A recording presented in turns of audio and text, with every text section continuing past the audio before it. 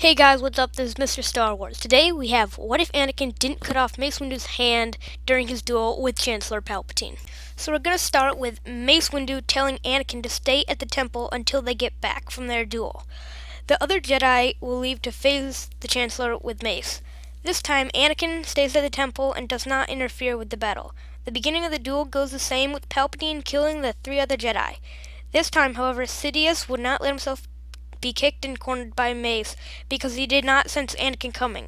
Their duel would go on for a very long time, and Mace would match Sidious blow for blow because of his fighting style, Vapad, which allows him to use his enemy's own rage and hate through him and use it against them.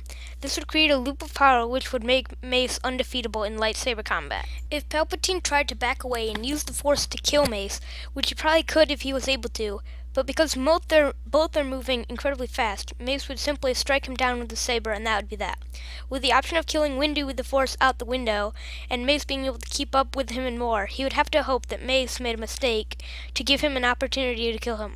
However, this opportunity would not come, and Palpatine would slowly wear down. And although Mace is feeding on Palpatine's power, and he is getting slower along with him, his true self is not wearing down because he is using Sidious's own power to fight.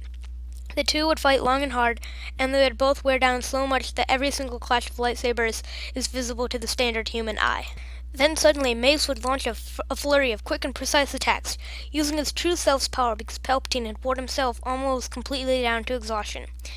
Palpatine would be unable to defend from Mace at all and would go down very fast. With Palpatine dead, there would be no Darth Vader and no Order 66, so all of the Jedi would still be alive. With all the main leaders of the Separatists dead, the droid army starts to do some not-so-smart tactical moves and would quickly be destroyed by the clones and the Jedi. With the war over, the Jedi would move on to rebuilding the Republic and searching out rebels and Separatist sympathizers. The Jedi continued to make clone troopers in case anything bad ever happened again, so they had an army at their fingertips. After 5 years of peace and prosperity, there would begin to be small rebellions in the Outer Rim. These were quickly shut down by the Jedi and the clones. However, more rebellions began to come, and with it the rebels were becoming more powerful and spreading to the mid-rim of the galaxy. The Jedi and the Council would decide to meditate together to find who was leading the rebels and why they were doing it. When they meditated, however, they would not find anything except a strong dark side presence somewhere in the galaxy. A very strong presence. They continued to meditate and found that the presence was on the planet now Huttet, the home of the Hutts and a dangerous and criminal world. 5 Jedi decided to go and destroy this presence. The Jedi that went were Grandmaster Yoda, Jedi Masters Mace Windu, Obi-Wan Kenobi, Ki-Adi-Mundi, and Plo Koon. Once they had boarded a Republic cruiser with an escort of 5 other cruisers, the Jedi went to their quarters to rest and prepare for the upcoming battle. When Mace went to prepare for the battle, he felt the dark side presence again. There were images of a world with a giant weapon built in it, using the power of the sun to destroy the Republic. Huge red lasers traveling through hyperspace and destroying the Republic. He saw clones with weird armor that was purely black and white, with no coloration signifying their unit. They were running towards him and shouting the words, "Snoke! Snoke! Snoke!" He saw a disfigured being with black eyes, scars on his face, and an evil gaze. This was the past. No, it was the future of what could have happened. He saw a large mansion on Nal Hutta, surrounded entirely by thick swamp and forestry. He knew that he could fly their ship there, but he could not give the coordinates of the place. Mace knew that this Snoke creature would be there waiting for them, and it would end badly. When Mace woke up, the cruiser had just gotten out of hyperspace. The other Jedi were preparing to go to the surface and look for the presence. Mace said, "Let me lead the way in the gunships. The creature's name is Snoke. I can get us there, but I do not know the coordinates. I had a vision about it." What he didn't tell them, however, was that it would end badly for them all. So Windu led the gunships to the mansion. The Jedi got out of the gunships and entered the house, with the lightsabers already ignited.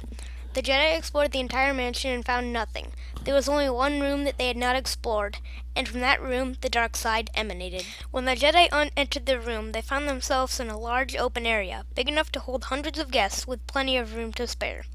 At the end of the room, Snoke awaited them. "I've been expecting you," said Snoke with a loud and thunderous voice, "and I have been looking forward to it." Snoke walked towards them, and then drew a lightsaber and ignited it. Snoke sprung at the Jedi and killed Plo Koon, and soon after cut Ki-Adi-Mundi in half vertically. The 3 remaining masters attacked him, and for several seconds they dueled with equal strength on each side. Snoke then extended his hand and storms of Force lightning came towards the three Jedi. Yoda and Mace were able to deflect the lightning with their lightsabers, but Obi-Wan was not so lucky. He got electrocuted and fried by the lightning and was killed almost instantly. Mace and Yoda attacked him and they clashed sabers once again. Yoda was not quick enough with his saber and got stabbed by Snoke's blade, and then was thrown across the room with the Force. Mace was now facing Snoke alone, and his fighting style allowed him to match Snoke's power with the lightsaber.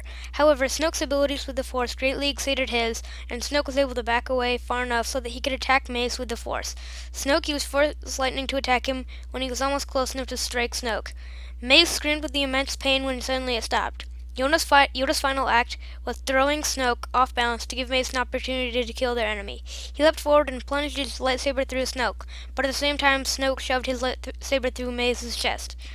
All 6 combatants died and the galaxy was free of the dark side, for now. So this is the way I think it would go if Anakin didn't cut off Mace Windu's hand during his duel with Emperor Palpatine, or Darth Sidious. And I think it would go like this because, in my mind, Snoke is very, very powerful, much more so than Palpatine. So, thank you for watching. Please remember to like, comment, and of course subscribe. Bye, and see you next time.